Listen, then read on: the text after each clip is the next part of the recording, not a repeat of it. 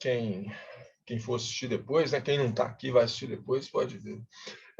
Então, como eu estava falando, o segundo problema prova está lá no Moodle já, são 2 problemas do capítulo 3, é o problema 6 e o problema 7.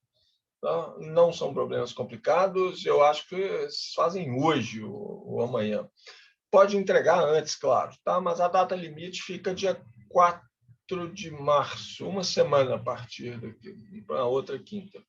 Mas eu estou querendo, se vocês não protestarem, o que eu estava querendo é assim, já na terça-feira que vem, ou seja, antes da data limite do segundo problema-prova, na terça-feira que vem eu já proponho o terceiro problema-prova, também com uma semana de prazo, para entregar na outra terça-feira. Gosto de deixar para terça-feira, porque aí você tem um fim de semana para fazer o problema. No fim de semana é uma hora boa para trabalhar. Não tem outras perturbações, pelo menos nesses tempos de pandemia. Então, se ninguém protestar, na próxima terça-feira eu já dou o próximo, já falo qual que é o próximo problema-prova, também dando uma semana de prazo. É claro que assim, são 2 provas em menos que 2 semanas, não? Prazo total de entrega. Mas são coisas simples, então acho que não vai ter problema, não. Bom, gente, a aula de hoje também vai ser uma aula curta, tá? Eu tive 1 milhão de problemas hoje, inclusive um problema sério com o meu computador aqui, que eu ainda não sei o que foi, tá? Ele, 2 vezes hoje, ele desligou do nada. Então, se eu sumir de repente aqui, certamente foi isso que aconteceu de novo. Isso aconteceu no meio da aula que eu estava dando mais cedo. E demora um tempo para voltar. Então, se acontecer, vocês já sabem, a culpa é do meu computador, não é minha, é do meu computador, mas eu volto assim, uns 5 minutos de prazo. Mas aí, assim, com isso, realmente ficou difícil de preparar a aula, mas tem aula, tá? Eu vou falar sobre registro de fração. Já falei do segundo problema-prova, né, que está no Moodle. Na terça-feira eu falo qual que é a terceiro, para a gente entrar mais ou menos em fase. O terceiro deve ser um problema dentre os problemas do capítulo 4. Como são poucos problemas, à primeira vista eu não achei assim, uma coisa muito legal lá. Pode ser que seja do capítulo 5 também, que eu nem falei com vocês quais são os recomendados ainda, tá? Mas tudo isso aparece, sem estresse, vai dar tudo certo. Então, começando com a aula propriamente dita, né, no final da aula passada, se eu me lembro bem, a gente estava falando de fenda dupla, né? A gente estava vendo exemplos, continuamos vendo os exemplos de fração de Fraunhofer, e a gente viu o caso da fenda dupla. Isso aqui, ó. Essa situação é um dos problemas mais tradicionais, o experimento dos mais conhecidos na física, né? O experimento de Young, considerado como uma demonstração do caráter ondulatório da luz. E aí a gente fez uma análise completa disso aí nas condições de difração de Fraunhofer. Quando eu estou nas condições de difração de Fraunhofer, ou seja, eu posso considerar a onda de luz que chega na fenda e que sai da fenda como uma onda plana, que, em outras palavras, é dizer que a fonte de luz está muito longe desse anteparo com fendas, a minha tela está muito longe desse anteparo com as fendas, né? Nesse caso, então, a gente pode fazer algumas aproximações adicionais naquela fórmula integral de Fresnel-Kirchhoff, e a integral que a gente tem que resolver para achar o padrão de difração, ou seja, a intensidade de luz do lado de cá do anteparo, né, na tela, a gente calcula essa integral aqui. Aqui tem um tanto de aproximações já feitas, né? Tem aquelas aproximações que a gente fez para chegar na fórmula integral de Fresnel-Kirchhoff, mas Aí a gente reduziu ainda mais, né? Considerei várias coisas constantes, assim, ok, não vou falar tudo de novo, né? Mas essa expressão aqui, C, uma constante, né? Isso aqui me permite calcular o que a gente está chamando aí de perturbação luminosa, que a gente pode pensar, com os devidos cuidados, que é a magnitude do campo elétrico num ponto P qualquer aqui do lado de cá da fenda, do lado oposto ao lado da fonte de luz, né? Tem com certos cuidados, porque isso aqui é uma grandeza escalar, campo elétrico é uma grandeza vetorial, né? Mas como a gente viu já em vários casos, né, isso aqui dá um resultado muito bom para a gente. Essa integral, uma integral de superfície, né, é uma das simplificações que a gente fez, ela é feita, né, só sobre a área das fendas. Então, eu tenho duas fendas, eu vou integrar sobre essa fenda aqui sobre essa fenda. Tem alguns argumentos que eu já falei antes, né? Porque a integral, a princípio, que aparece na fórmula completa, é uma integral sobre toda a superfície de um volume, né? Que é uma superfície fechada, que define um volume que engloba o ponto P, no qual eu estou calculando a perturbação luminosa. Mas a gente considera que as outras partes da superfície não contribuem para a integral, uma vai cancelar a outra, e o termo que sobra, né, o termo que dá um resultado, é só a parte da superfície, a parte da integral feita sobre a superfície onde tem buracos, onde tem essas fendas por onde a luz passa. Então, a gente tem que fazer para a fenda dupla, eu tenho que fazer integral sobre isso aqui. É fazer o caso da fenda simples duas vezes, né? Eu vou integrar aqui sobre essa fenda, então eu integro de zero, né? Ponho o meu ponto de zero na parte de baixo da fenda aqui, né? Então, assim, y igual a zero, é aqui. Não, y igual a zero é aqui. Esse ponto aqui é y igual a b. Não. Então, eu vou integrar de zero até b, vou integrar y de zero até b, e eu tenho que somar com uma outra integral que vem daqui de y igual a h. H é a separação entre as fendas. Então, é a distância desse ponto de y igual a zero até a parte inferior dessa fenda de cá. Tem que integrar de y igual a h até o ponto superior da fenda, que é o valor de y igual a h mais b. Então, são duas integrais do tipo que a gente fez para a fenda simples. Né? Essa integral aqui, fora a constante c, né? É isto daqui. Tá? Essa integral aqui. A mesma integral, só limites de integração diferentes. Bom, aí, não, posso deixá-la aí mesmo. Eu continuo brigando com o Anulos. Né? B é a largura das fendas, H é a separação entre elas. Essa integral é simples. A gente fez ela. O resultado, integral de exponencial, né? O resultado é algo assim. Né? Bom, aqui eu já só colocar, então, que aqui, ó, que U, né, a perturbação luminosa no ponto P, U de P, é igual a C vezes isso aqui. Isso aí é o valor daquela integral dupla. Para integrar isso aqui, né? Para integrar, eu tive que fazer esse R que aparece na expressão ali, né? Eu aproximei ele por um R0, que é a distância. R é a distância da fenda, de cada uma das fendas, até o ponto P na tela, onde eu estou calculando a intensidade, a perturbação luminosa. Né? Aí eu aproximei isso por um R0, que é a distância ao ponto central, o ponto entre as fendas, né? Estou olhando aqui, R0 é a distância que vai do ponto central das fendas até a minha tela aqui. A tela está aqui, o ponto P está num ponto ali, né? E R0 é essa distância que vai até aqui. Está muito longe. R0 vai do ponto central até lá. Mais um Y seno de θ, né? Onde θ é esse ângulo que marca a posição do ponto P lá na tela. Né?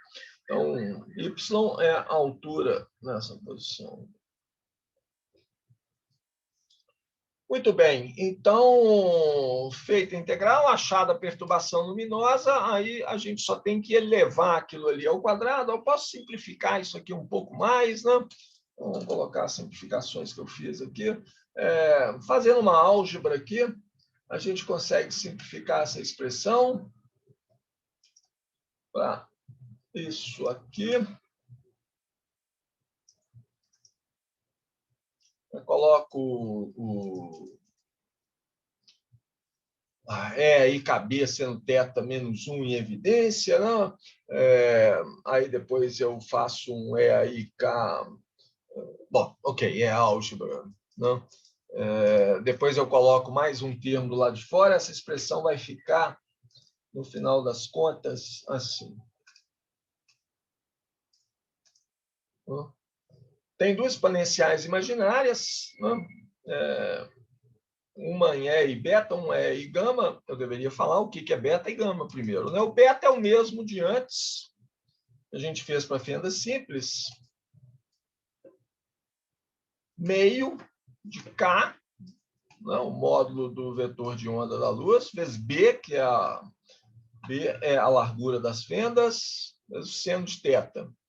E aí apareceu esse gama aqui que a gente definiu, que é uma grandeza similar, mas relacionada à separação entre as fendas. O gama é meio de KH seno θ.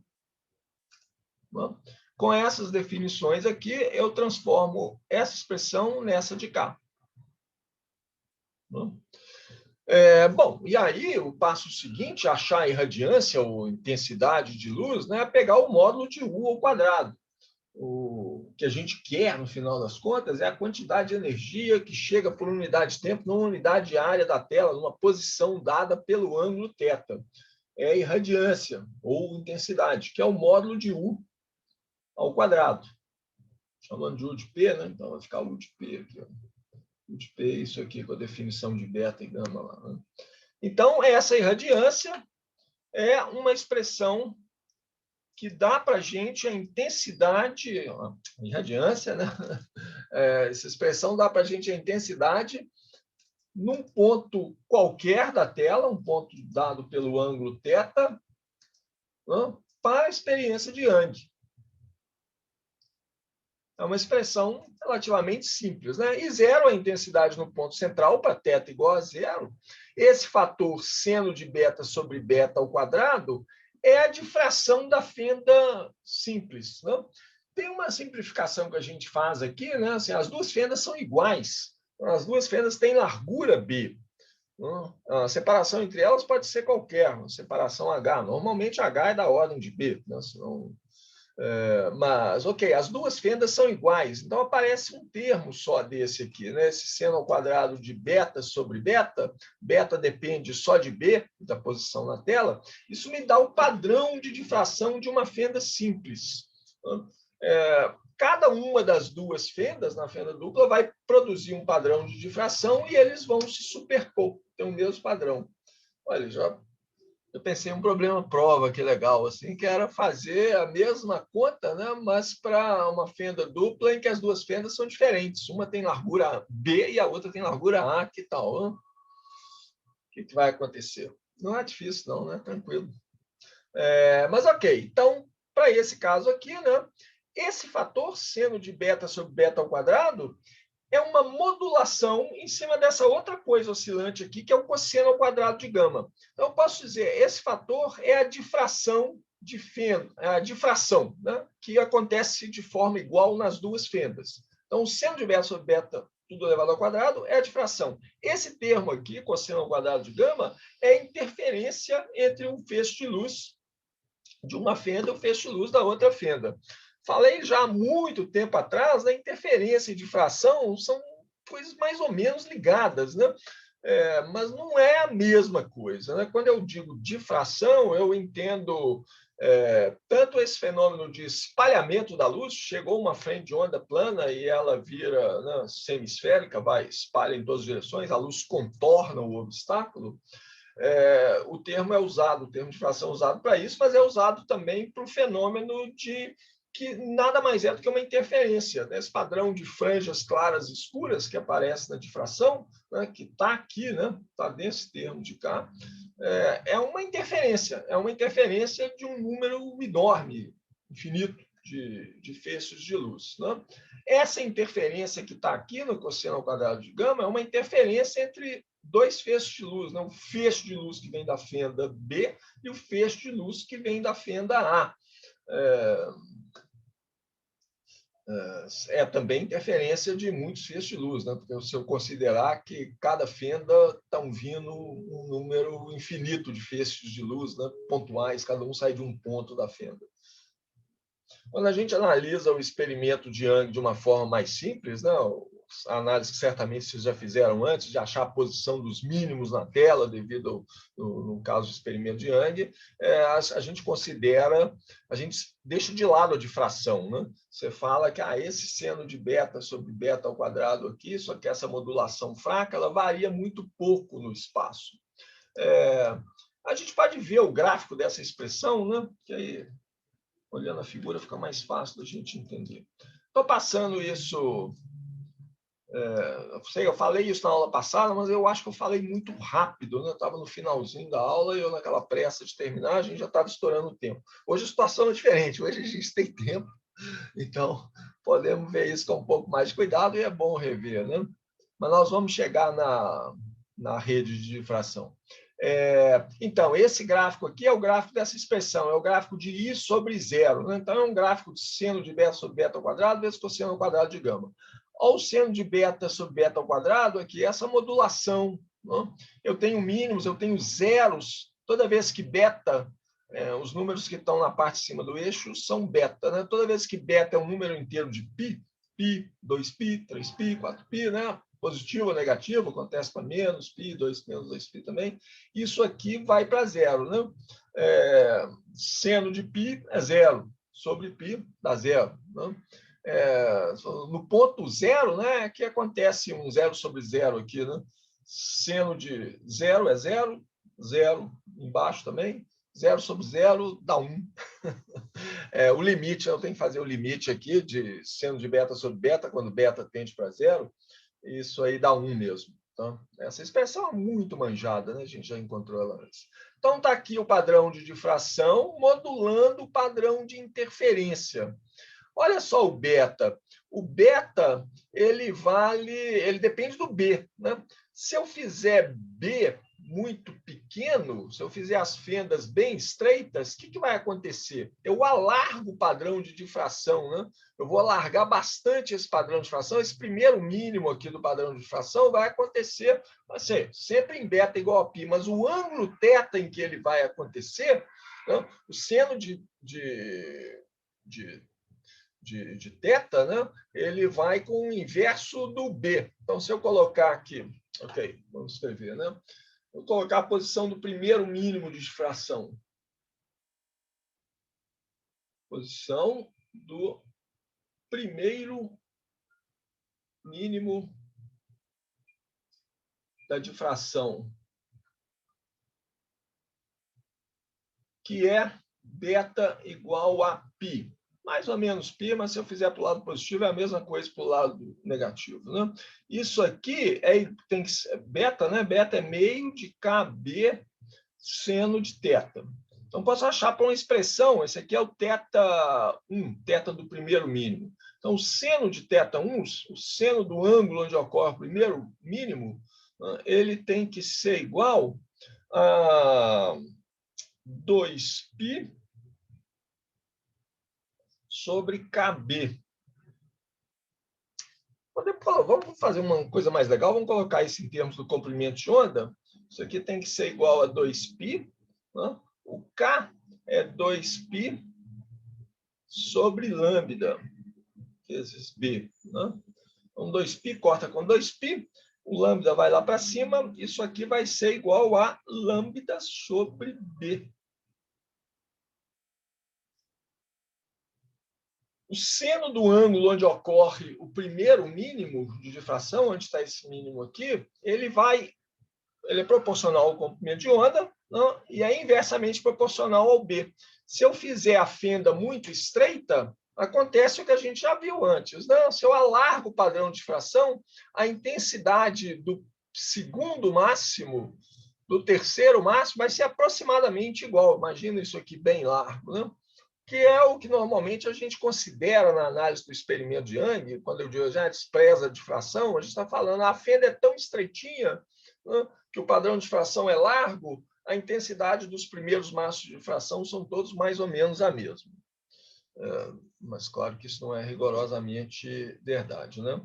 Esses máximos que eu estou vendo aqui, né, sendo modulados pela difração, são os máximos em cosseno ao quadrado de gama. São os máximos dessa expressão. Não são as franjas brilhantes que a gente vê. Eu tenho franjas brilhantes, né? Eu tenho máximos toda vez que gama for um número inteiro de π, certo? Gama for igual a zero, mais ou menos π, mais ou menos 2π. Não? Toda vez que o cosseno ao quadrado de gama for 1. Não? São essas posições do máximo. Então, posso achar a posição na tela que dá esses máximos? Se eu achar a posição na tela que eu tenho esses máximos, eu vou chegar na mesma expressão que a gente deduz lá, né? Para o experimento de Young, de forma simples, que nós fizemos antes, né? A gente viu a interferência, sem falar em difração, a gente achou só as posições na tela, que no experimento de Young, o experimento de Young é o começo do capítulo 3, né? Eu comecei no capítulo 3, a gente achou as posições desses máximos aqui, ó. A gente achou a posição desses máximos só olhando simplesmente a diferença de fase devido à diferença de caminho que os feixes que saem das duas fendas percorrem para chegar na tela. E a gente achou essa expressão, para ver que a coisa é coerente, né? Eu tenho máximos, gama máximo, gama cadê a definição do gama que estava ali em cima? KH seno θ, né? Vamos conferir? Aqui, ó, meio de KH seno θ. O gama ali. Então, gama máximo tem que ser igual a meio de KH seno do θ onde ocorre esse máximo, né? Isso aqui tem que ser igual a um número inteiro nπ. Né? Esse número inteiro n é 0, mais ou menos 1, mais ou menos 2, né? Assim por diante. Então,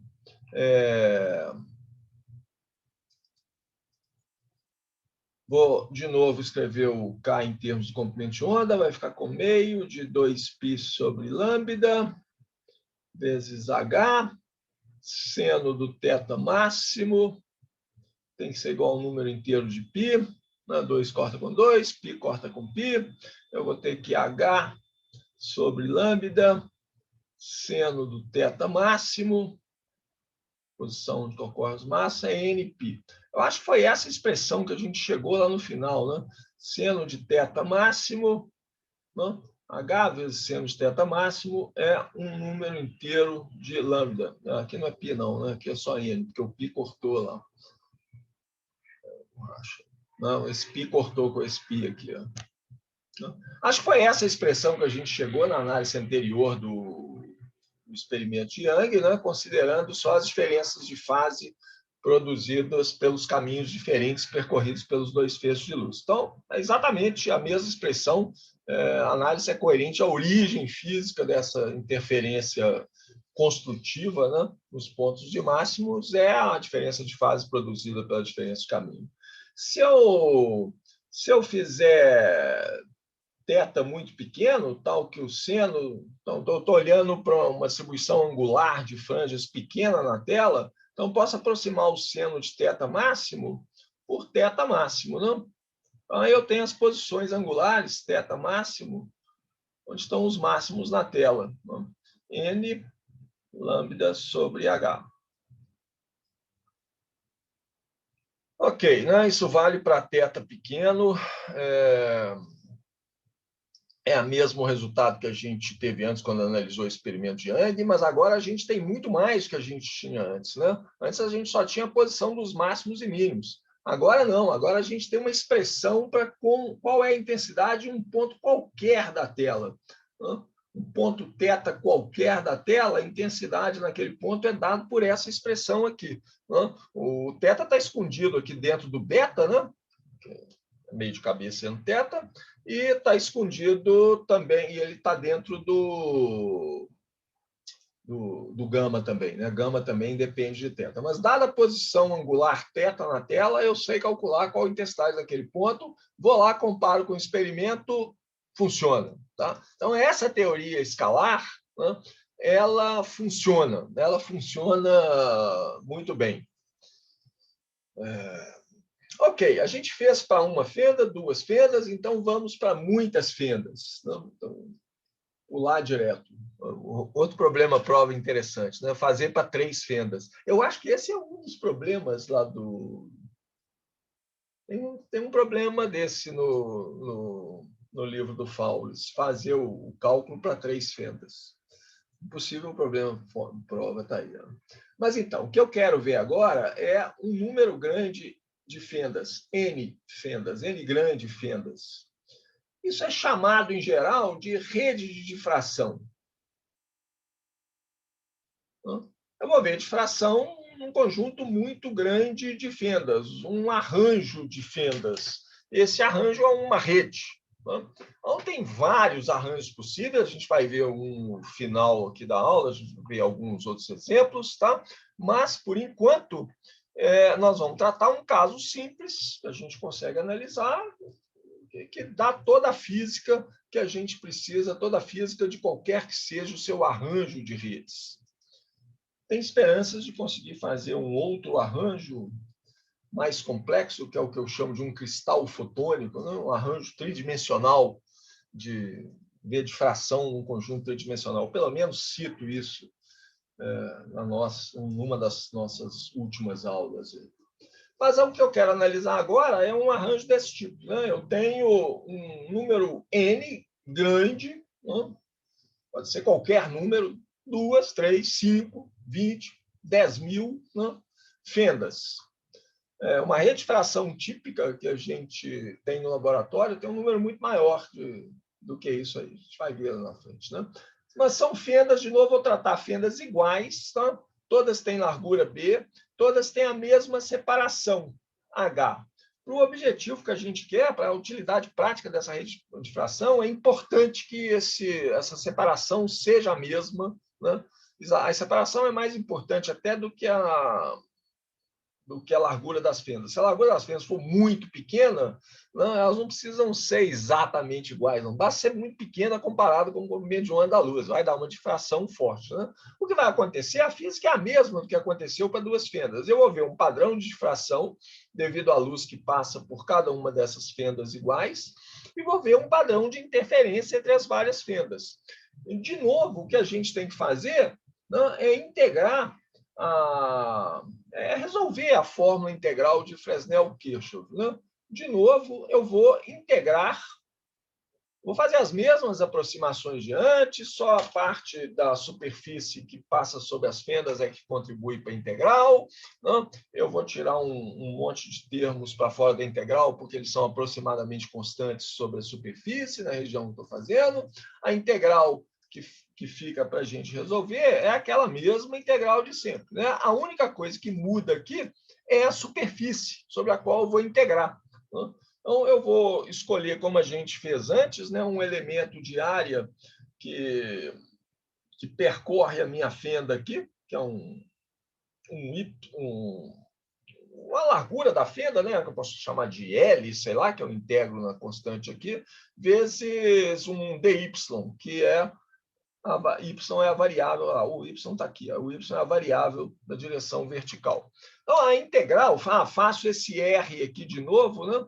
De novo, eu vou fazer esse r, que é a distância do anteparo com as fendas até a minha tela, onde eu estou observando o padrão de fração. Eu vou fazer ele é uma constante, que é a distância ao ponto central, mais um y seno de θ. E vou fazer a integral em y, não? Isso vai virar uma soma de n grande integrais, né? Que é isso aqui. Né? Essa integral de EAI K vezes R vira E integral de KI, EAI KY seno de θ, né? Integrado em y. Saiu para fora da integral um termo que é um EAI KR0, né? esse termo aqui, que é uma constante, que eu coloco, incorporo na constante que multiplica a integral, tenho que resolver essa série, essa soma de integrais aqui, todas iguais, né? Todas são integrais de E a I, KY seno θ. Muito fácil fazer integral do exponencial, né? Dá o IK seno 1 sobre IK seno θ, né? Vezes a própria integral, vezes o próprio exponencial, calculada entre os dois limites de integração. O resultado, agrupando os termos, né? O resultado dá isso aqui. Não deixem de fazer isso aqui, não, tá, gente? Isso é um exercício, não deixe de fazer integral, não. Você bate o olho e fala, ah, não, tá aqui, ó, o IK seno θ, que é o argumento da exponencial, vezes a própria exponencial, calcula entre os dois limites de integração. Então, aqui, ó, isso aqui é exponencial, bom, nessa primeira aqui, né? Dá exponencial de zero, que dá o menos 1, e o outro tem o E aí, KB, seno θ, isso aqui é o resultado da primeira integral. Aqui deve ser as outras lá. Sim, então, esse 1 aqui é a primeira integral. Mas e esses outros termos aqui? São limites de integração diferentes. Então, coloca os limites de integração, escreve os 2, 3 primeiros termos, né? E o último lá.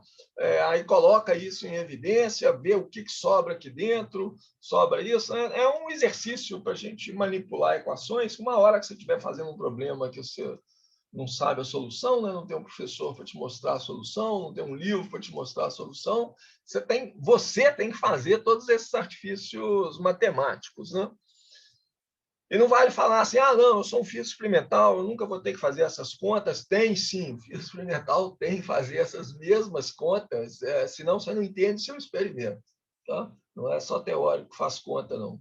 O experimental sofre bastante, porque não só tem que fazer o experimento, como tem que fazer um modelo teórico para explicar o experimento. Ok, eu sou um físico experimental, a gente faz um modelo mais simples, né? E deixa os detalhes horrorosos para os teóricos resolverem.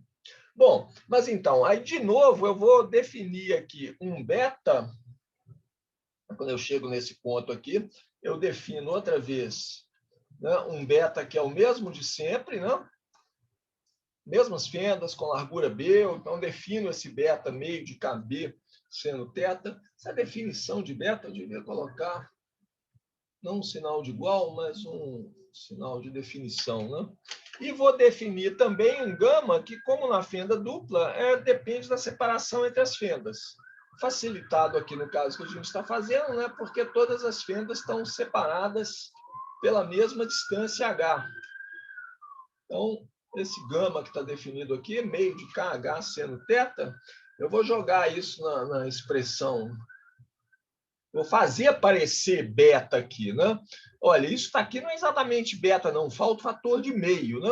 Então, eu tenho que dividir, eu tenho que separar esse termo aqui em 2, né? É aí KB seno θ sobre 2 que multiplica é aí KB seno θ sobre 2, ok? A mesma coisa com esse cara aqui, né? Vai aparecer o N vezes gama aqui, mas para fazer aparecer gama eu tenho que multiplicar isso por esse exponencial desse argumento dividido por 2, vezes exponencial desse argumento dividido por 2. Faço essa álgebrazinha aí, né? Essa integral vai ficar, em termos usando o gama e o beta, ela vai ficar assim. Espera aí. Agora aprendi a colar no lugar certo. Mais ou menos no lugar certo. Então, um sinal de igual aqui, do nada, né? Eu tenho que dar um símbolo. Vou chamar isso aqui é integral. Como é que eu chamo essa integral? Vou chamar essa integral, não posso chamar de I, que I é intensidade. Né? Vou chamar ela de E. Ela não é o U também, né? Falta uma constante aqui. Então, isso aqui, ó, E, o valor dessa integral ali, dá isso aqui. Ok? Bom, estamos quase lá. O que a gente quer não é bem essa perturbação luminosa, que a gente não sabe direito o que é, né? Mas a gente está considerando que o módulo ao quadrado da perturbação luminosa é a intensidade, ou irradiância, né? da irradiância no ponto B lá da tela. Então, eu tenho que tirar o módulo ao quadrado disso aqui. Isso aqui vai ser o módulo ao quadrado, uma constante C' vezes esse E que a gente calculou ali, né? Então, como que fica isso? Muito parecido com o da fenda dupla, mas tem uma diferença que é esse fator N. Eu tenho N grande fendas agora, né? Então, a expressão é essa, essas N grandes fendas. Tem um detalhe aqui, ó. Esse N que aparece aqui embaixo, tá? Ele foi retirado de dentro dessa constante. Eu redefini essa constante aqui, eu redefini o I0. Por que eu coloco esse N aqui? Você vê, olha só, se eu tirar o módulo ao quadrado aqui, dá uma constante, né? Então você fala, deve ser o I0, né? Essas exponenciais imaginárias somem, né? Módulo ao quadrado é isso aqui vezes o complexo conjugado dele mesmo. Então, as exponenciais imaginárias, vamos embora. Não? E tem um B ao quadrado aqui que eu tive que introduzir para fazer aparecer o beta, né? Para fazer se aparecer esse 1 sobre beta aqui, ó. Eu tive que colocar B aqui. Estou fazendo toda a gracinha de multiplicar e dividir por B aqui para fazer. Então, é esse B que apareceu aqui, né? É esse B que está ali em cima. Estou fazendo toda a álgebra, tirando a diversão de vocês. Não, tem muita coisa para ver lá. Então, essas exponenciais imaginárias somem. Esse B aqui, que vai aparecer ao quadrado, está incorporado aqui no I0, né? Seno ao quadrado de beta sobre beta está aqui, esse termo aqui ao quadrado, esse termo aqui ao quadrado, ó, seno de n gama ao quadrado sobre seno de gama. Cadê? De onde saiu esse n grande aqui? Eu redefini a constante, né? Se vocês quiserem, eu redefini o I0, né? Tirando 1 sobre n ao quadrado dele, de tal forma que, quando eu fizer θ igual a zero, tanto beta quanto gama dependem de θ, né? O gama ficou menor do que o beta, mas o gama é igualmente importante. E agora ficou esse sinal de definição fora lá, né? As vantagens e desvantagens de dar aula desse jeito. Isso aqui é a definição. Tanto beta quanto gama dependem de θ. E o que eu quero é que zero seja, né? Eu quero uma expressão, é conveniente ter isso, eu quero uma expressão para a qual o I0 aqui seja a intensidade no ponto central da tela, né? Quando θ igual a zero. Então, se eu colocar θ igual a zero, né? Tanto beta quanto gama são zero, esse termo aqui, a gente já viu o seno de beta sobre beta quadrado, quando beta é igual a zero, isso aqui vai para 1. Né? Mas isso aqui, ó, se o gama, esse termo aqui vai para zero, né?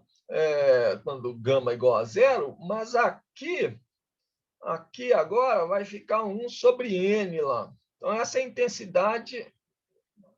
Não, aqui também vai dar. Seno de n gama sobre seno de gama, isso aqui. Não, claro, desculpa. Aqui não é zero, né? Porque tem esse n aqui na frente. Né? Não é seno de gama sobre gama. Aqui é um seno de n gama sobre seno de gama. Então, para isso aqui dar 1, quando gama é igual a zero, eu preciso desse n aqui. Vocês conferem lá depois. Bom, então é isso aqui. Vou colocar aqui como lembrete, né? A expressão está aqui, né? Significa que I de θ igual a zero dá I0. Tá? Muito bem. Então, esse n grande é um número inteiro, é um número de fendas que eu tenho. Então, eu sei onde é que... O padrão de fração é o mesmo de antes, né? Vai ser uma modulação em cima desse termo de cá. Para a fenda dupla, isso aqui era um cosseno, né? Um cosseno ao quadrado de gama. Aqui não, aqui é uma expressão um pouco mais complicada. Quando é que eu tenho máximos? Os máximos... Não estou falando dos máximos da modulação, não, tá? Os máximos em gama. A gente vai ver um gráfico aqui daqui a pouco, né? Eu vou ter máximos quando gama for igual a um número inteiro de π. Quando eu tiver um número inteiro de πs, né, isso aqui vai dar, isso aqui é um n pequeno aqui, é um número inteiro. N igual a 0, mais ou menos 1, mais ou menos 2, não? Tem para um lado e para o outro da tela. Não? Então, isso aqui dá n pequeno, que é um número inteiro, vezes n grande, que é um número inteiro também, dá um número inteiro de gama, não? Um número inteiro de π, então dá fator de π aqui, seno de qualquer número inteiro de π dá 0, mas embaixo também vai dar 0. Então, eu tenho que fazer o limite, tá? Esse limite vai me dar os máximos lá. Ou seja, eu tenho máximos, vamos colocar isso em termos de comprimento de onda, para a gente poder comparar com o que a gente viu para a fenda dupla. Não? Eu tenho máximos, de gama máximo, a expressão para o gama é meio de KH seno de θ. Não? Então, eu vou ter máximos, os pontos gama máximo correspondem aos ângulos θ máximo. Não? Isso aqui, em termos de comprimento de onda, vai ficar meio vezes 2π sobre lambda, que é o K, né, vezes H, seno de θ máximo. Então, eu vou ter máximos nas posições... Vamos direto para o resultado, né? N lambda, aqui é fácil de ver aqui, né? Isso aqui tem que ser igual, se é máximo, isso aqui tem que ser igual a Nπ. Então, π corta com π, então eu vou ter máximos quando N lambda for igual a H seno de θ máximo.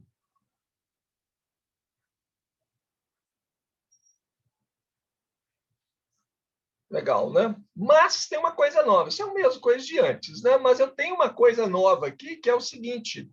Tem máximos secundários. Não?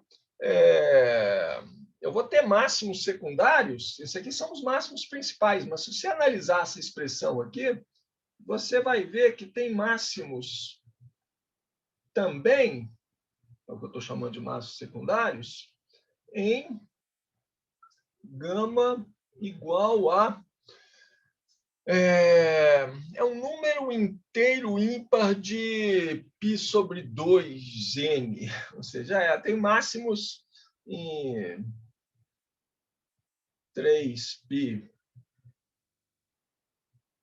Ok, vou escrever assim, sobre 2n, 5π sobre 2n, 7π sobre 2n, e assim por diante.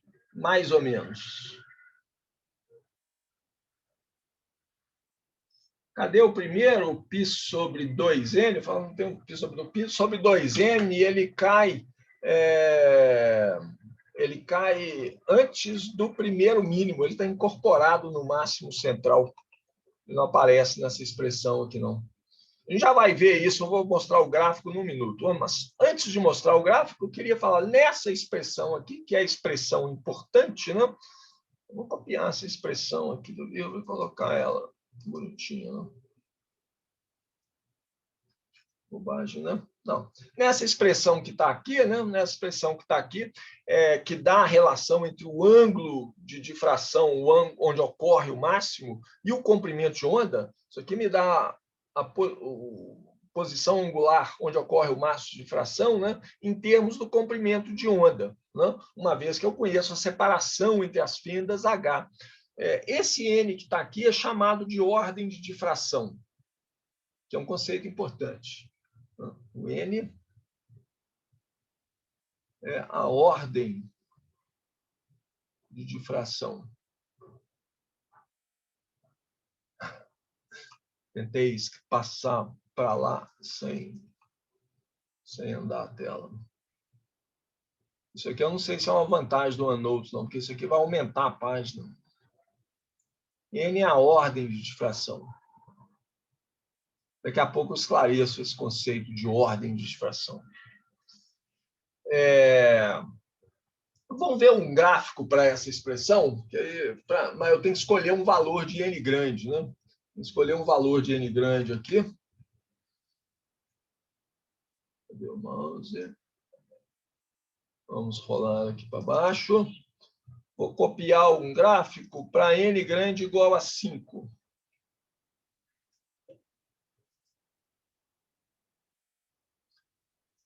Tá? 5 fendas. Né? Isso aqui é I sobre zero, que é aquela expressão que está ali em cima. Isso aqui, né? Então, seno de beta sobre beta ao quadrado, seno de n gama sobre n seno gama. Isso aqui é o seno...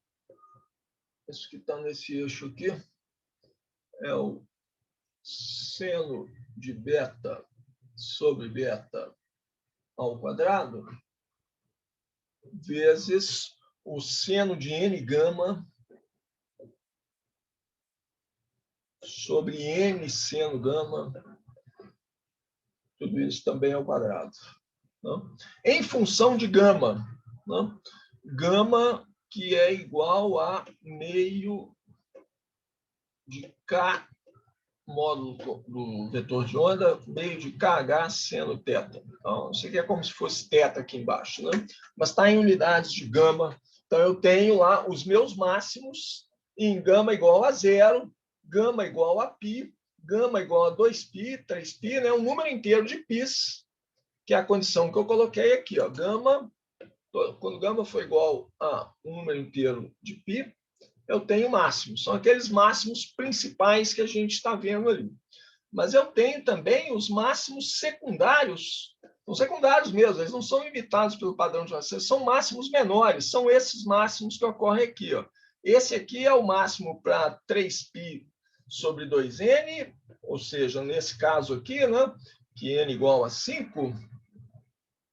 Vou realçar isso aqui também, né? Esse gráfico aqui é para n igual a 5, n grande igual a 5. Esse primeiro máximo aqui é o máximo para gama igual a 3π sobre 2 vezes 5, 3π sobre 10. Né? Esse aqui é 5π sobre 10, esse aqui é 7π sobre 10. Né?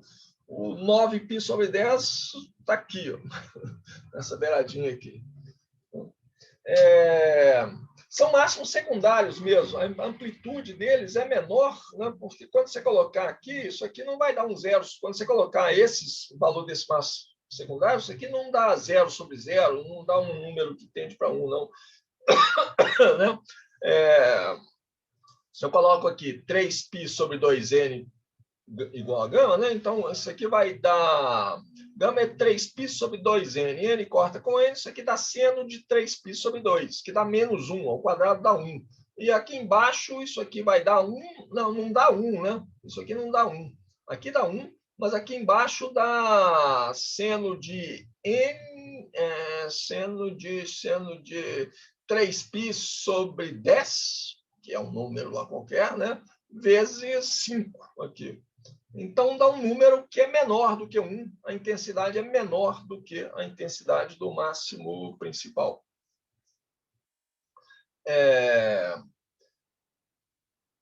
A posição desses máximos principais é determinada por essa expressão aqui, n lambda igual a h seno θ. Né? E eu falei, o n é a ordem de fração. Então, esse aqui é o máximo de ordem 0, esse aqui é o máximo de primeira ordem, esse é o máximo de segunda ordem e assim por diante. Né? Eles têm um significado.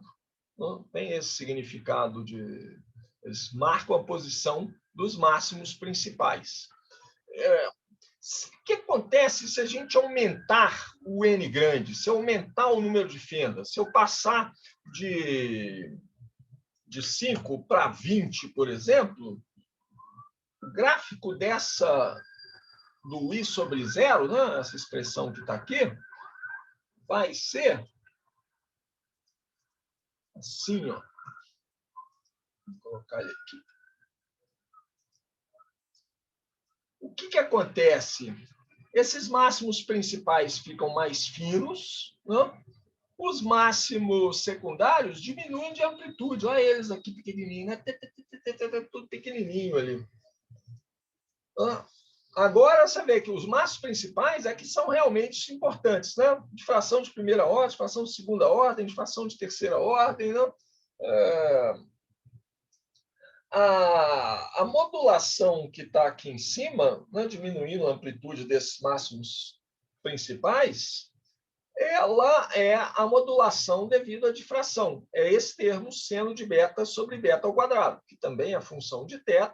Então, gama está variando porque θ está variando. Então, θ está variando aqui também. Isso aqui é a modulação da difração, né, que vai diminuindo a amplitude desses máximos secundários. Essa modulação, como eu chamei a atenção antes, né, ela depende de B. Essa modulação que está aqui, né? Isso aqui é a modulação seno de beta sobre beta ao quadrado. Né? E o beta é uma função de B. Beta é igual a meio de KB seno de θ. Então, ele depende de B. Essa modulação depende de B. Se eu diminuo, como a gente viu antes, né? Se eu diminuo o B, né? Eu faço beta muito pequeno, um jeito de ver isso é isso aqui. Ó. Se beta é pequeno, B.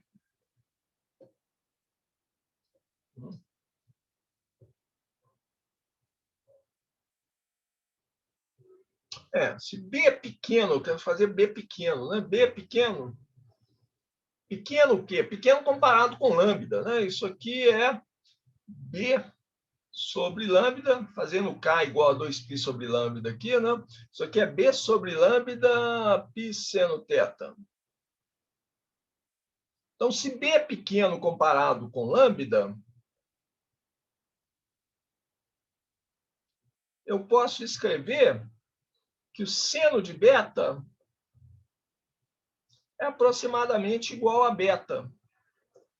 Não? Então, esse fator aqui dá 1. Não? Ele tende para 1 quando B tende para 0.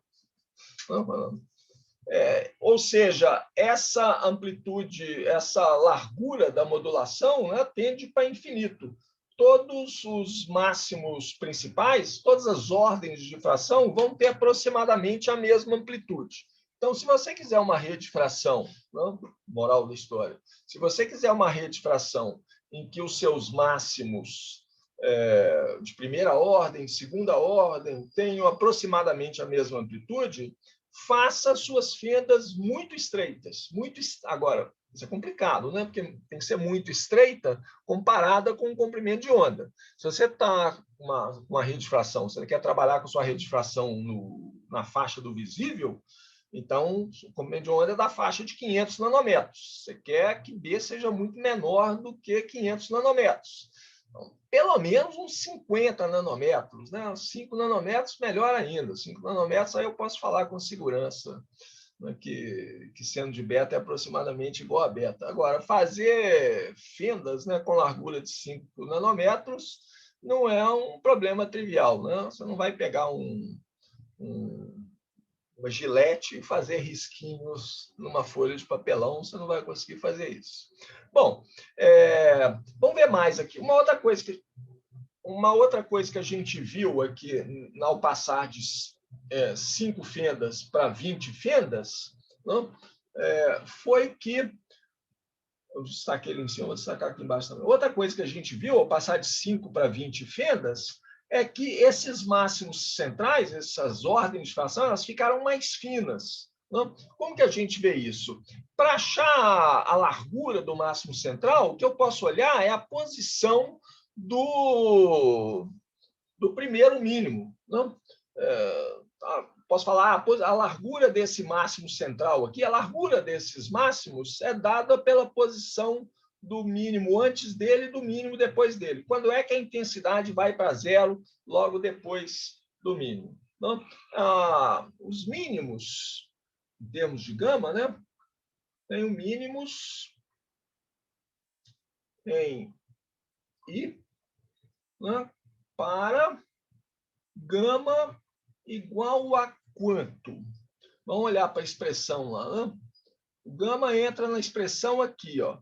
Então, quando é que eu vou ter mínimo aqui? Se eu fizer gama igual a π sobre n grande, em cima fica n vezes π sobre n grande, fica seno de π dá 0. Não? Será que vai dar 0 sobre 0? Aqui dá seno de π sobre n grande, que não dá zero a menos que n grande seja igual a π, mas n grande é um número inteiro, então não pode ser. E n aqui é um número também inteiro, né? Então, isso aqui dá zero. Tá? Ou seja, a intensidade vai para zero. Tá? Zero no numerador e tem um número diferente de zero no denominador, então está tudo tranquilo. A matemática não vai descabelar, vai ficar zero mesmo. Então, eu tenho mínimos, eu tenho pontos de zero. Né? O mínimo aqui é a intensidade zero mesmo. Eu tenho pontos de zero para gama igual a π sobre n grande. É o primeiro mínimo, né? O primeiro mínimo. Basta calcular a posição do primeiro mínimo, não vou preocupar com os outros. Primeiro mínimo.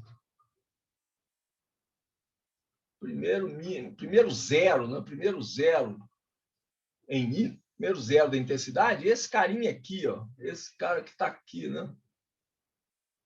Esse aqui. Ele ocorre para gama igual a π sobre n. É só ele que a gente precisa. Quer dizer, eu posso falar que a largura do máximo central é 2π sobre n. Né? Porque o máximo do outro lado vai acontecer em menos π sobre o máximo do lado de cá, o zero do lado de cá, do lado de lá, do máximo central, né, vai acontecer em menos π sobre n. Então, a largura dos máximos, isso vai acontecer para todos eles, né? A largura dos máximos principais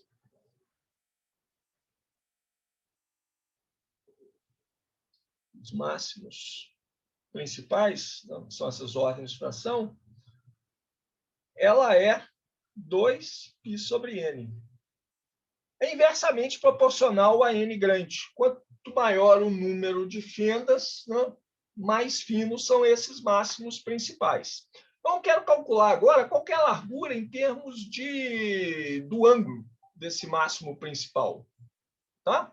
Então, ó, a largura em termos de gama vai ser um delta gama que vai ser igual, isso lá tem que dar 2π sobre n. Isso aqui vai ser igual a... Vou calcular meia largura, tá? Meia largura. Só metade da largura, para fazer igual a π sobre n, senão vai ficar um fator de 2 aqui. Delta gama, então vou chamar de delta gama a meia largura desse pico aqui. Delta gama vai ser igual... Como é que era o gama mesmo? Meio de KH seno θ, né? Eu tenho, para achar o delta gama, eu tenho que derivar essa expressão, hein? Então, delta gama, deixa eu colocar o gama aqui em cima. Gama igual a meio de KH seno θ. Então, delta gama dá meio de K, tudo isso são constantes, H, quem varia é o θ. Então, vai ser a derivada de cosseno de seno θ, que é cosseno θ vezes delta θ. Isso aqui me dá o tanto que gama varia quando θ varia de delta θ. Né?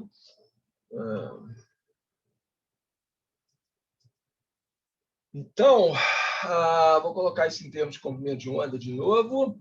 Isso aqui tem que ser igual a... Seria 2π sobre lambda, né? Então fica π, h sobre lambda, cosseno θ, delta θ. E eu quero que isso aqui seja igual a π sobre n, né? A meia largura do máximo central, π sobre n grande. Então, π corta com π. Eu tenho que... Delta θ, vou achar uma expressão para o delta θ, largura do máximo...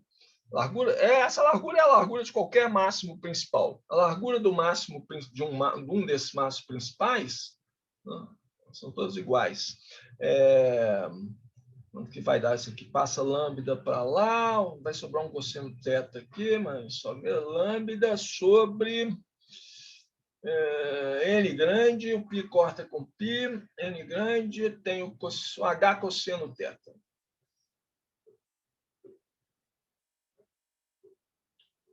Isso me dá a largura angular do máximo principal, largura angular das ordens de difração, de cada uma das ordens de difração. Né? Posso falar a largura das ordens, da largura das linhas, meia largura das linhas de difração. Mas a gente tinha uma expressão, a gente tinha uma outra expressão para essas ordens de difração, né? Agora eu quero achar uma largura angular para cada ordem de difração.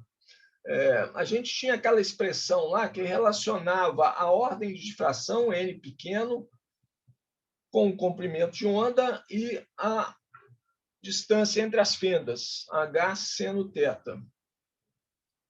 Posso derivar isso aqui para achar como que o comprimento de onda, né, qual que é a largura em comprimento de onda, né, relacionada com essa largura angular.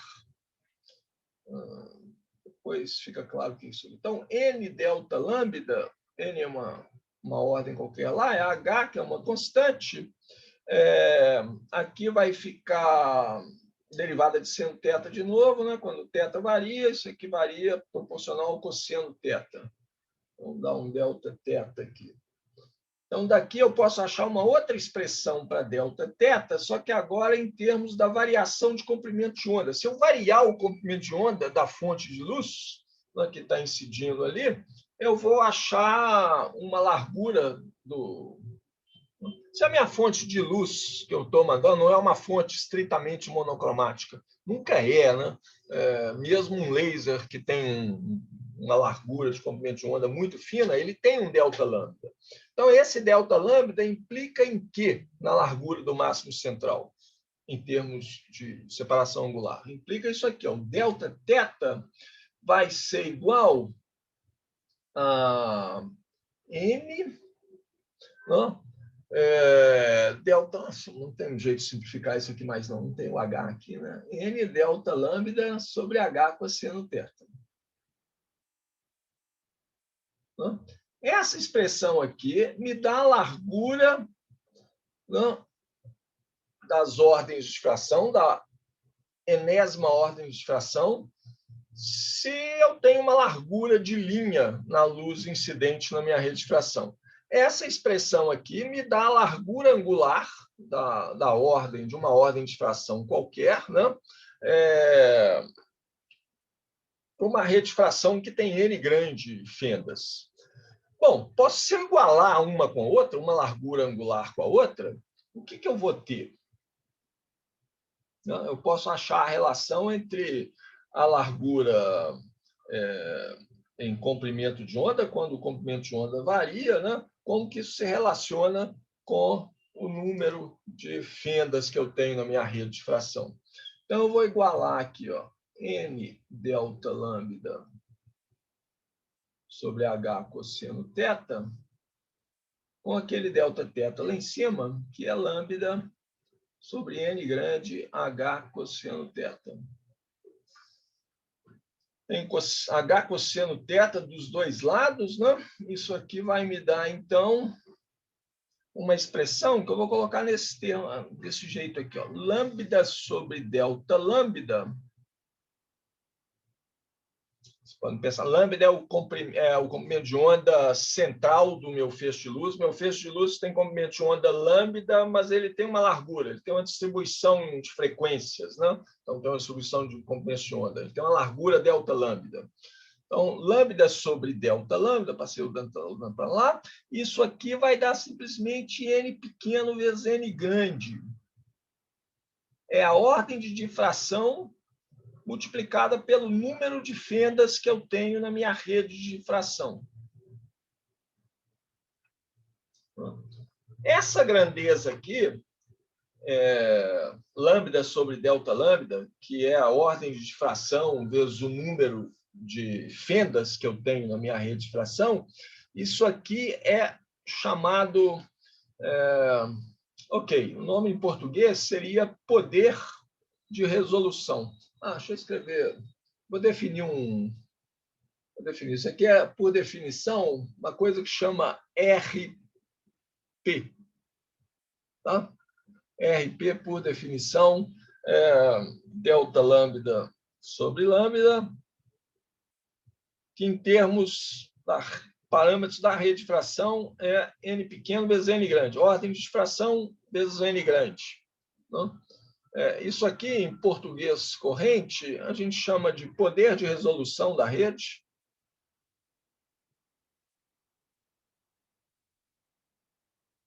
Poder de resolução da rede. E esse RP aí, vocês sabem o que vem, não vem do Resolving Power. Poder de resolução em inglês. Que é o termo que a gente costuma usar no laboratório, Resolving Power. Poder de resolução está uma boa tradução. Isso me diz assim, que a interpretação disso tem que parar um pouquinho para pensar nisso. Qual é a interpretação disso aqui? Por que eu chamo isso de poder de resolução? Isso aí me dá a separação, se a minha rede de fração consegue separar, né, duas ondas monocromáticas, com um comprimento de onda central em torno de lambda, eu tenho um feixe de luz que é composto de duas ondas monocromáticas. Uma tem comprimento de onda lambda mais delta lambda, a outra tem comprimento de onda lambda menos delta lambda. Se quiser ser mais rigoroso, uma tem um comprimento de onda lambda mais delta lambda sobre 2, a outra tem comprimento de onda lambda menos delta lambda sobre 2. Eu jogo isso na minha rede de fração e o que eu vou ver? Cada uma delas vai dar um máximo, não? Vai dar um padrão de máximos em posições determinadas, com larguras que são determinadas por esse delta teta aqui, né? Larguras determinadas por esse delta teta aqui, né? E em posições centrais, né, determinadas pelo S gama igual a KH seno teta, né?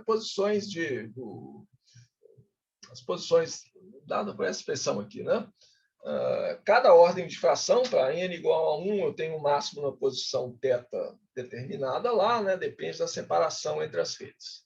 Ou seja, vamos ver um gráfico, né? Vamos ver um gráfico aqui para um caso como esse que eu falei. Eu tenho... Paulo Sérgio. Oi, Matheus. Você não trocou o numerador com o denominador aí embaixo, não? Porque aí em cima você definiu o poder de... Troquei. Lambda sobre delta lambda. Troquei, desculpa. Não, Tempo, Matheus. Só para... Não, eu troquei horrivelmente, né? Porque assim, de uma linha para outra, não. Ali em cima, por que isso aqui não apaga? Troquei sim. Eu entendo, você está na dúvida. Será que eu falei alguma coisa psicodélica aqui para passar daqui para cá? Né? É lambda sobre delta lambda. O poder de resolução é tão maior quanto menor for o delta lambda, quanto mais eu conseguir separar as linhas. E esse é o lambda dos mais feios que eu já escrevi, então vou escrever ele de novo. Melhorou um pouco, né? Desculpa, lambda sobre delta lambda. Bom, o gráfico que eu queria mostrar, para esse caso que eu falei, né? Eu tenho uma luz composta de dois comprimentos de onda. Eu misturei os dois comprimentos de onda. Uma tem lambda mais delta lambda sobre 2, a outra tem um comprimento de onda lambda menos delta lambda sobre 2. Se eu jogar isso numa rede de difração, o padrão de difração que eu vou ver, né, se n for muito grande, então isso aqui é um n maior do que 20. Sei lá para qual feição. Vamos supor que se a gente comparar, olha, você ainda vê os máximos secundários aqui, né? Para n igual a 20, eu mal via. Então, pode ser n grande igual a 20 também, nisso aqui. Mas eu estou iluminando agora com dois comprimentos de onda, ao invés de com um sum. Então, em ordem zero, eu vejo só uma reflexão, só um máximo central.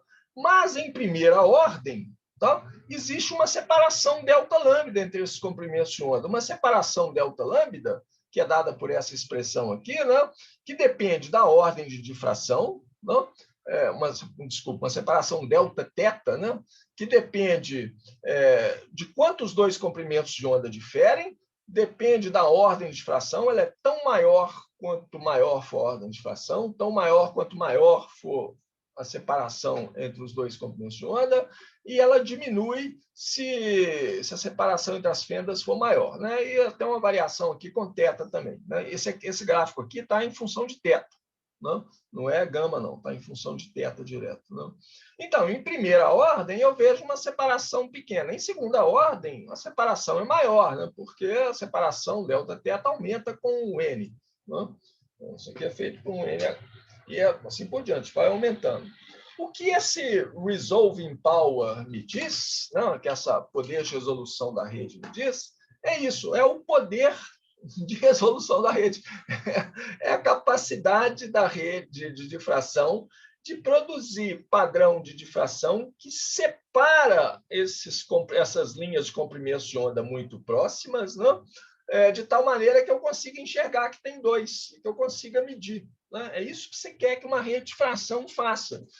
A gente usa uma rede de fração exatamente com essa função. Eu jogo uma luz lá de comprimento de onda desconhecido, então, vejo o padrão de difração. Em geral, eu vou olhar na primeira ordem, porque é onde tem uma amplitude maior. Né? Eu olho em primeira ordem e vejo a posição em que eu vejo esse primeiro máximo de difração é essa posição θ aqui. Essa posição θ corresponde a um determinado comprimento de onda. Pronto, eu sei o comprimento de onda. Um espectrômetro que a gente tem no laboratório, né? Estou procurando a expressão aqui, né? Essa expressão aqui que relaciona para uma dada rede lá em que eu tenho uma separação H entre as minhas fendas, né? Uma separação H fixa entre as minhas fendas, eu vou ter, né, para cada ângulo θ, cada lambda que eu mandar lá corresponde a um determinado ângulo θ para cada ordem de difração. Medindo o ângulo θ, onde ocorre esse máximo, posição dos máximos a gente viu lá em cima, né? Medindo o comprimento de onda, sabendo o ângulo θ onde ocorreu difração de primeira ordem, o máximo principal da difração de primeira ordem, né, eu sei falar com vocês o comprimento de onda. Mas aí, num caso mais geral, né, o que você tem é uma luz que é composta de vários comprimentos de onda. E eu quero saber, eu quero separar, eu quero identificar todos esses comprimentos de onda. Qual que é a separação mínima, né, que eu consigo? Se eu estou lá numa faixa de comprimentos de onda lambda, 600 nanômetros, estou lá no visível, meio para o vermelho, né, 600 nanômetros. Eu consigo separar feixes de luz que têm comprimentos de onda diferentes de uns 2 nanômetros, né, nesses 600 nanômetros? Depende da ordem de difração que você tiver, não? Da ordem de difração que você estiver olhando, depende do número de fendas que a sua rede de difração tem. Não? Se você quer aumentar essa resolução, para um dado lambda, você quer delta lambda bem pequenininho mesmo, conseguir separar linhas, né, que estão muito pertinho, então delta lambda é muito pequeno, não? Então, para aquele faixa de comprimento de onda lambda que você quer, você tem que ter um número grande aqui, você precisa de um N grande, muito grande. E se você, mesmo assim, você não quiser, não estiver conseguindo ver, né, um macete que você pode tentar, inclusive no laboratório, já fiz isso, tem limitações, mas você pode tentar ir para uma ordem de fração maior. Né? Você fala assim, em primeira ordem eu não estou conseguindo separar, não. Vou lá para a quarta ordem, que aí a separação vai ser maior, né? Eu sei que esse aqui é o máximo de quarta ordem, então esse ângulo θ aqui eu tenho que dividir por 4, né? Não é bem o ângulo que você tem que dividir por 4, né? Mas é o seno θ ali. Né? Você pode tentar isso e tentar observar numa ordem maior. Bom, o problema é o seguinte, esse ângulo θ onde está a difração maior pode ser muito grande. Seu espectrômetro não chega lá.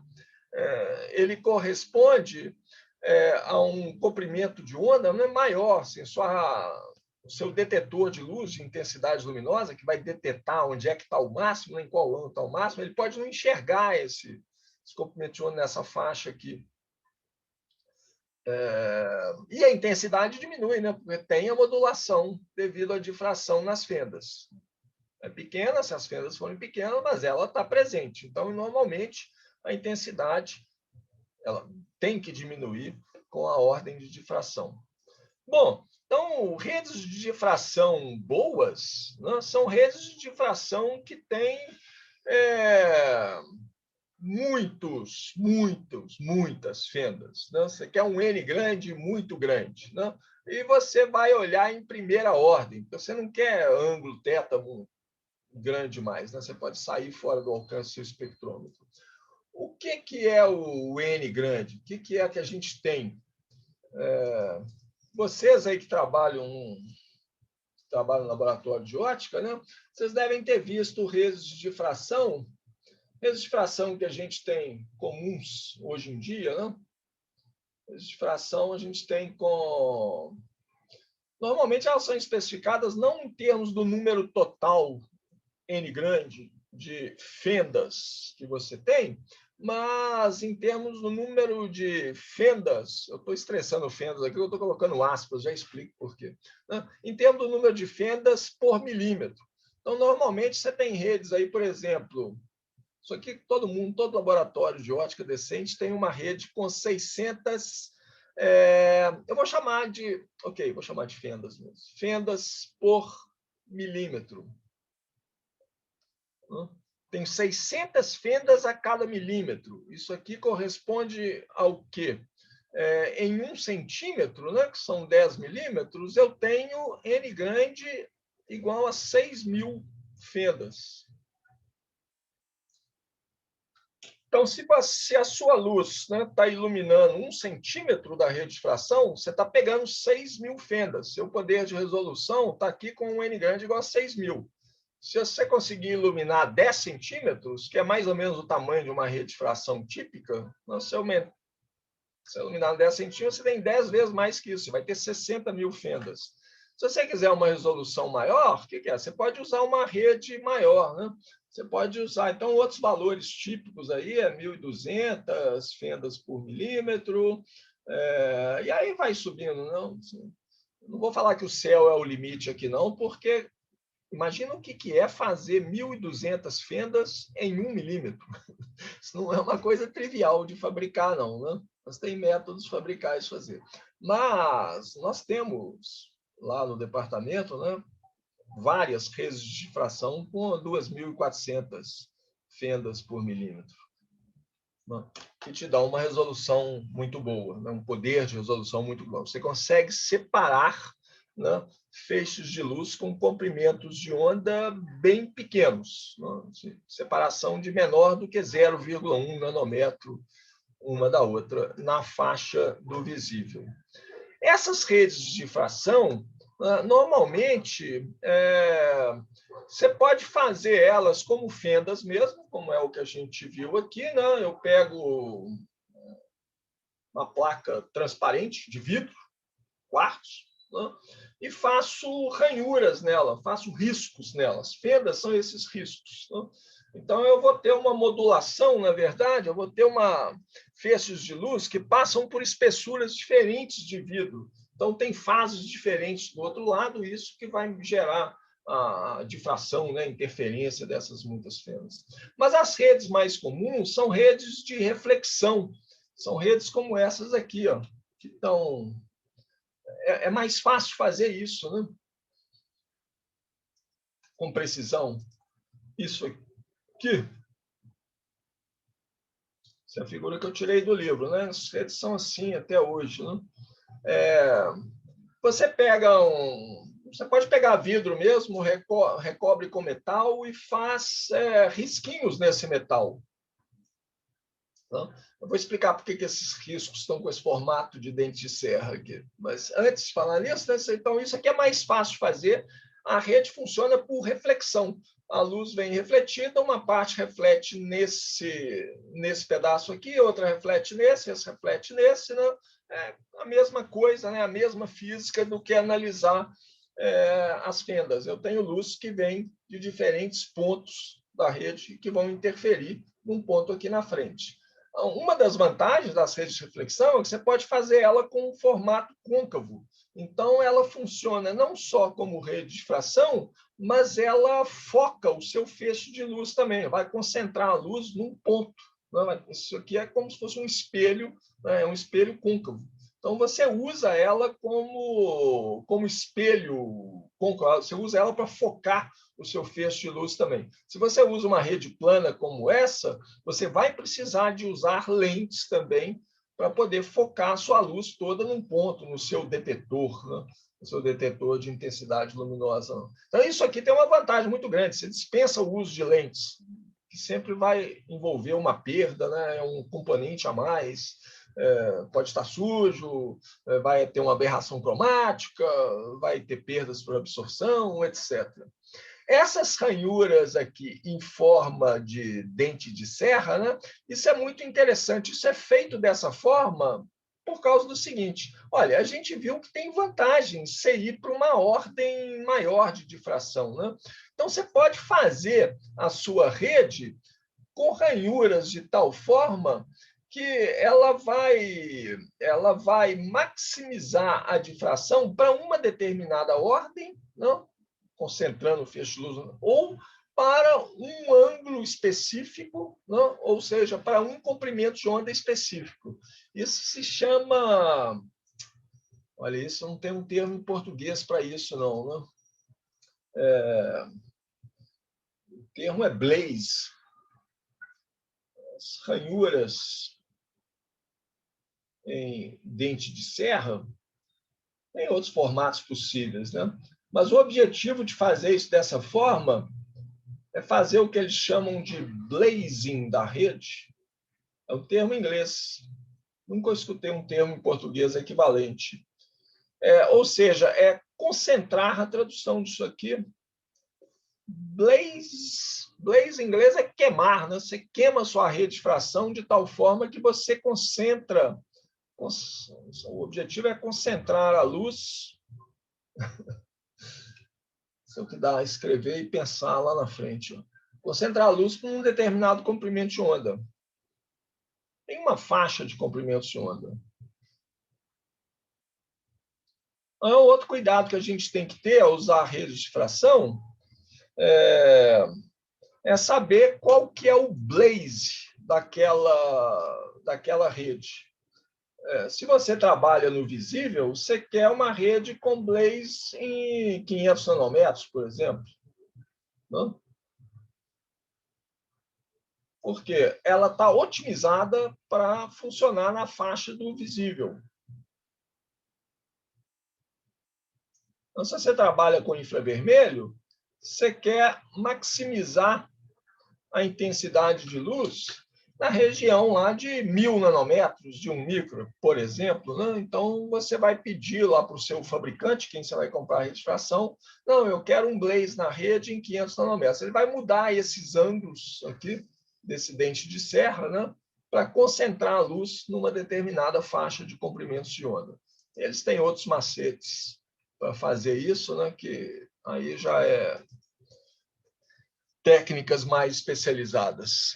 Então, como sempre, eu falei demais, falei que a aula ia ser curtinha, e não foi nada curtinha, né? Mas eu não estou achando ruim, não, porque a gente está vendo essas coisas num nível de detalhe maior, né? Eu acho que vale a pena. Eu acho, né? Não sei o que vocês acham, mas se vocês não reclamarem, eu vou em frente desse jeito. Ok, então, gente. Beleza. Vamos lá trabalhar na segunda prova? Segundo prova, Olha, assim, a minha intenção mais era uma marcar... tarefa. Isso é fácil, é muito fácil. 2 problemas. Eu quero a solução detalhada naqueles termos que eu falei. Pensa que você está explicando isso para um seu colega. Pensa num colega. Assim, como é que eu explico isso para aquele sujeito ali? Não. Bom, O Paulo César, você postou a nota desse prova? Postei, está no Moodle. Tá no beleza, Moodle, vou dar uma olhada. está no Moodle nas atividades do dia 4 de março, que é o dia para entregar. Tá? Coloquei lá o enunciado e coloquei também, eu fiz uma cópia, copiei do livro, né, os 2 problemas e coloquei um arquivo PDF lá com os 2 problemas. Uhum.